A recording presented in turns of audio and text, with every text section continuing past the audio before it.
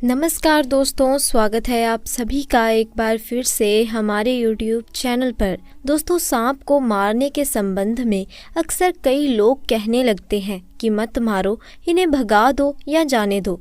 दरअसल इसके पीछे भारतीय अध्यात्म और दर्शन का ज्ञान छुपा है। भारतीय दर्शन में कहा गया है कि जीने का हक सभी को है, इसीलिए किसी जीव की हत्या नहीं करनी चाहिए।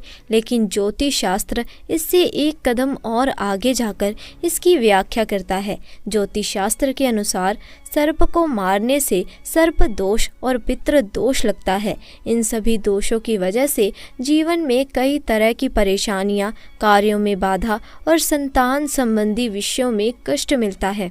बहुत से लोगों की जन्म पत्री में काल सर्प, सर्प दोष और पितृ दोष होने की स्थिति में भी यही कारण बताए जाते हैं कि व्यक्ति ने पूर्व जन्म में सर्प मारने का अपराध किया होगा। दोस्तों, ज़रा सोचिए क्या हुआ होगा जब एक औरत ने फावड़े से काट दिया एक जिंदा नाग। फिर उसकी मौत के 5 घंटे के बाद उसकी नागिन ने जो किया उसे देखकर सबके होश उड़ गए।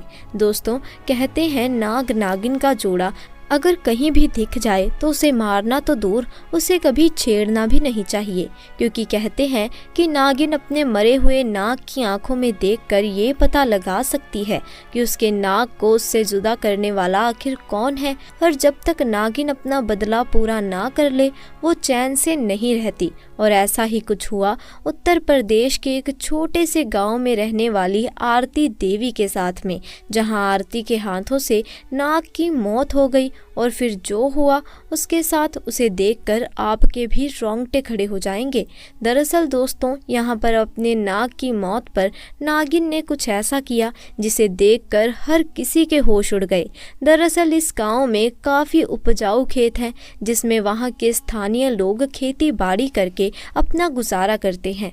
दोस्तों, एक दिन एक नाग नागिन का जोड़ा उस गांव में भ्रमण करते हुए वहाँ के खेतों में पहुँच गया।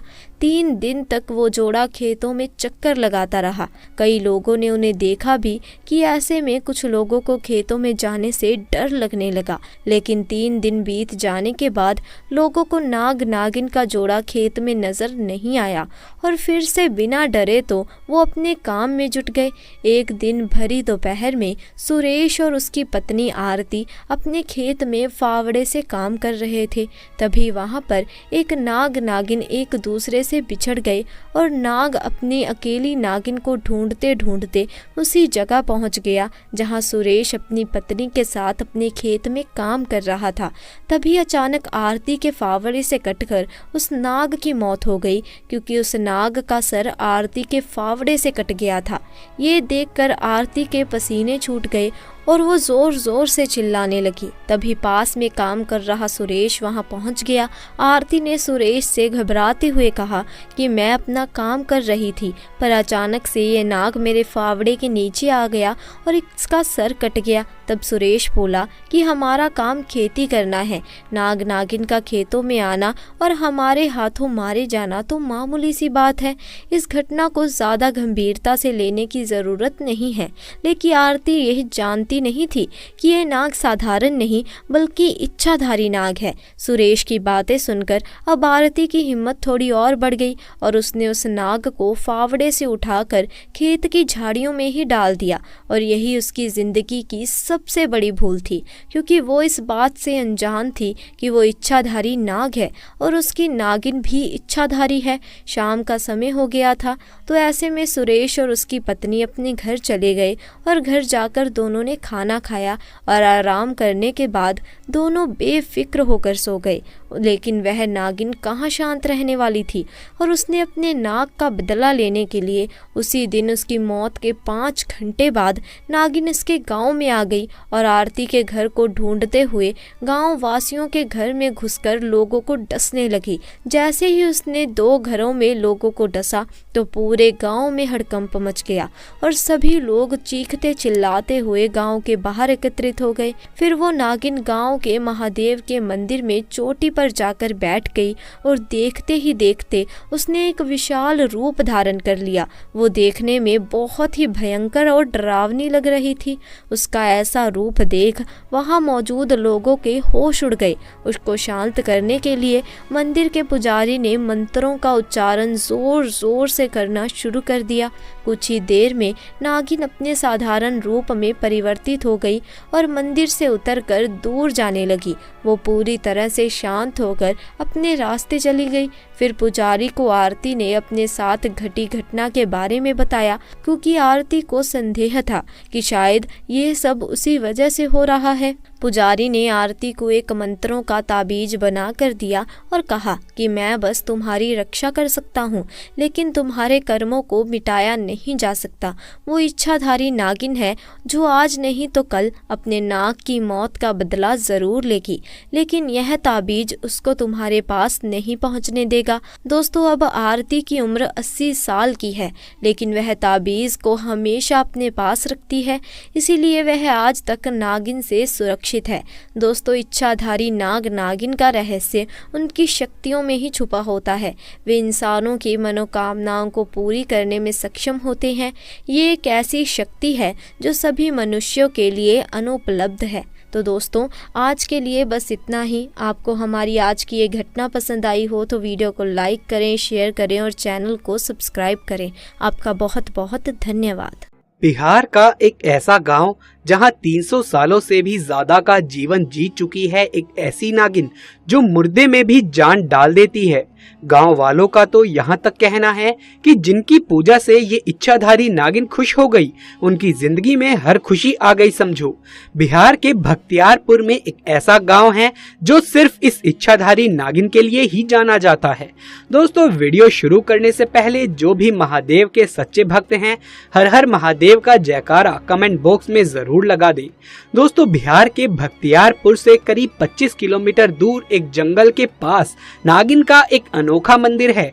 कहा जाता है कि इस मंदिर की नागिन में इतनी ताकत है कि वो मरे हुए इंसान में भी जान डाल देती है। ऐसा ही चमत्कार घटा इसी गांव में रहने वाले 16 साल के राजू के साथ। राजू जब करीब 14 साल का था तो उस समय एक कारखाने में आग लग जाने के कारण उसके माता पिता की मृत्यु हो गई। राजू की एक छोटी बहन थी जो करीब 13 साल की थी और एक छोटा भाई भी था जो करीब 8 साल का था। अपने दोनों भाई बहनों की देखभाल की जिम्मेदारी राजू पर ही थी।